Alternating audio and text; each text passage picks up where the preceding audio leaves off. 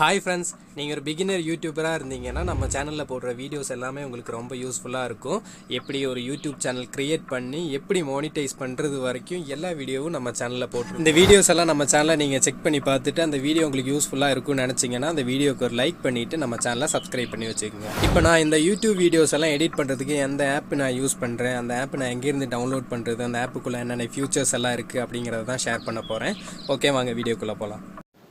நான் வீடியோலாம் எடிட் பண்ணுறதுக்கு யூஸ் பண்ணுற ஆப் பார்த்தீங்கன்னா கைன்மாஸ்டர் தான்.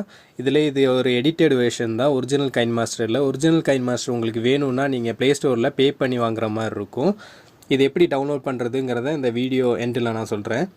இது பார்த்திங்கன்னா பழைய கைன்மாஸ்டரை விட கொஞ்சம் அப்டேட்டடானது தான். நிறைய ஃபியூச்சர்ஸ் எல்லாம் கொடுத்துருக்காங்க.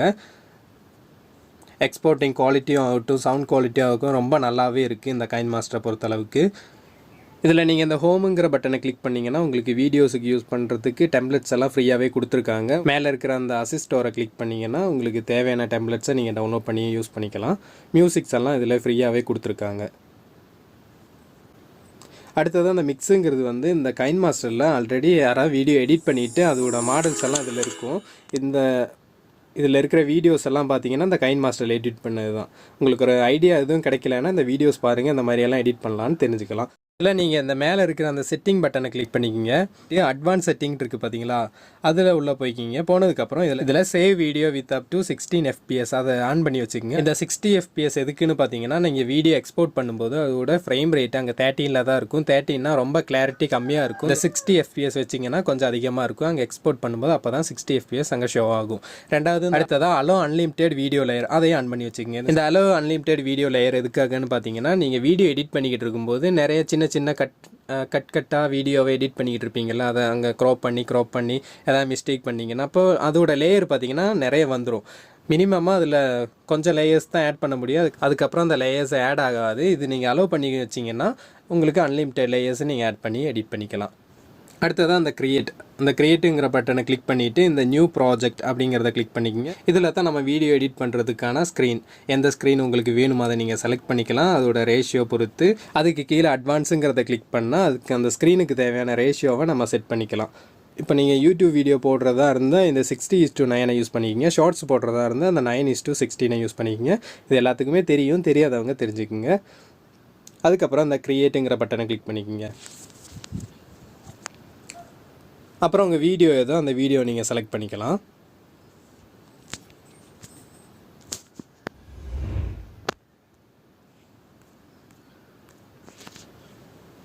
இந்த ஃபஸ்ட் லேயர் பார்த்தீங்கன்னா மெயின் லேயரு. இதுக்கடுத்து கீழே செகண்ட் லேயர்லாம் வச்சுக்கலாம். இந்த மெயின் லேயரோட ஸ்க்ரீன் நம்ம அட்ஜஸ்ட் பண்ணுறதுக்கு இந்த லேயரை கிளிக் பண்ணிவிட்டு இதில் பேன் அண்ட் ஜூம் அப்படின்னு இருக்குது பார்த்தீங்களா, அதை கிளிக் பண்ணிக்கோங்க. கிளிக் பண்ணிவிட்டு இதை நீங்கள் ட்ராக் பண்ணால் போதும். உங்களுக்கு எவ்வளோக்கு அட்ஜஸ்ட் பண்ணணுமோ நீங்கள் அட்ஜஸ்ட் பண்ணி வச்சுக்கலாம். அதுக்கப்புறம் இந்த ரெண்டு இதுவும் உங்களுக்கு சேமாக வேணும்னா இந்த ஈக்குவல் பட்டனை கிளிக் பண்ணிக்கோங்க. இது ரெண்டு ஸ்க்ரீனுமே ஈக்குவல் ஆயிரும். இல்லை எனக்கு ஒன்று கொஞ்சம் ஜூமிங்காக வேணும், இனி ஒன்று அப்படியே ஜூம் அவுட் ஆகிற மாதிரி வேணும்னா இந்த லாஸ்ட் லேயரை கிளிக் பண்ணிவிட்டு இதையும் அட்ஜஸ்ட் பண்ணி வச்சுக்கோங்க.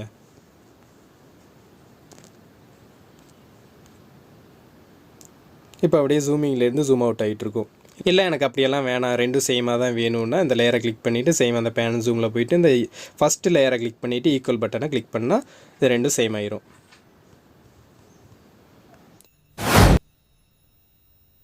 ஒருத்தங்க கமெண்டில் கேட்டிருந்தாங்க, எனக்கு ஒரே வீடியோவை ஒரே ஸ்க்ரீனில் மல்டிப்பிளாக எப்படி எடிட் பண்ணுறது அப்படின்னு கேட்டிருந்தாங்க. அது எப்படின்னு சொல்கிறேன். அதுக்கு நீங்கள் இந்த மெயின் லேயரை கிளிக் பண்ணிக்கிங்க. இங்கே கார்னரில் 3 டாட் போட்டிருக்கும், அதை கிளிக் பண்ணிக்கிங்க. இதில் டூப்ளிகேட் ஆஸ் ஏ லேயர் அப்படின்னு இருக்கும். நீங்கள் ஃபஸ்ட்டு இருக்கிற டூப்ளிகேட்டை கிளிக் பண்ணால் இதே லைனில் டூப்ளிகேட்டாக தான் வரும், அது செகண்ட் லேயராக வராது. அப்போ டூப்ளிகேட் ஆஸ் ஏ லேயர் அப்படின்னு கிளிக் பண்ணிக்கிங்க. கிளிக் பண்ணதும் உங்களுக்கு வேறு ஒரு தனியாக ஒரு லேயர் வந்துடும். இதை நீங்கள் அட்ஜஸ்ட் பண்ணிக்கலாம். இதை நீங்கள் இங்கேயே அட்ஜஸ்ட் பண்ணி வச்சுக்கலாம். இதுக்கு அந்த பேனை ஜூமெல்லாம் யூஸ் பண்ண தேவையில்ல. இந்த ஏரோ மார்க்கை யூஸ் பண்ணியே நீங்கள் எந்த இடத்துல வைக்கணுமோ அந்த இடத்துல நீங்கள் அட்ஜஸ்ட் பண்ணிக்கலாம். இப்போது ஸ்க்ரீன் ரெக்கார்டு வீடியோவாக இருந்துச்சுன்னா அதை நீங்கள் அந்த பேன் அண்ட் ஜூம் அதை கிளிக் பண்ணிவிட்டு அந்த மெயின் லேயரை இப்போ இவ்வளோ இருக்குங்களா ஒரு ஸ்க்ரீன் ரெக்கார்டு வீடியோ, அதாவது போர்ட்ரேட்டில் இருக்கிறது, இப்படி வச்சுக்கோங்க. செகண்ட் லேயர் இருக்கிற வீடியோவை அதை கிளிக் பண்ணிக்கோங்க. கிளிக் பண்ணிவிட்டு இதை ஜூம் இன் பண்ணிவிட்டு இதை கொஞ்சம் பெருசாக வச்சுக்கலாம். அப்போ உங்களுக்கு நல்லாவே வீடியோலாம் நல்லா தெரியும்.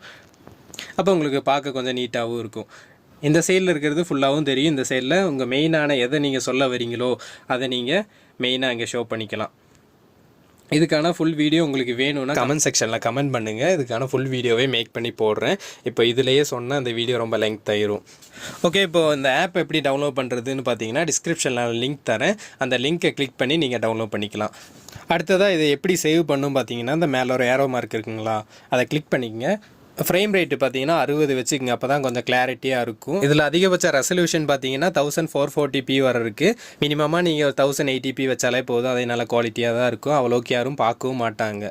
ஓகேங்களா, இதுக்கப்புறம் இதோட எம்பி உங்களுக்கு எவ்வளோ வேணுங்கிறத நீங்கள் செலக்ட் பண்ணி ஃபுல்லாக வச்சிங்கன்னா எப்படியும் ஒரு பெரிய லெங்க்த்தான வீடியோ 1 GB கிட்டெல்லாம் போயிடும். ஹை குவாலிட்டி நான் மினிமமாக இவ்வளோ தான் வைப்பேன். இதுலேயே நல்ல குவாலிட்டி இருக்கும். 200 சம்திங்கில் தான் எனக்கு வீடியோஸ் எல்லாம் அவுட்புட்டில் கிடைக்கும்.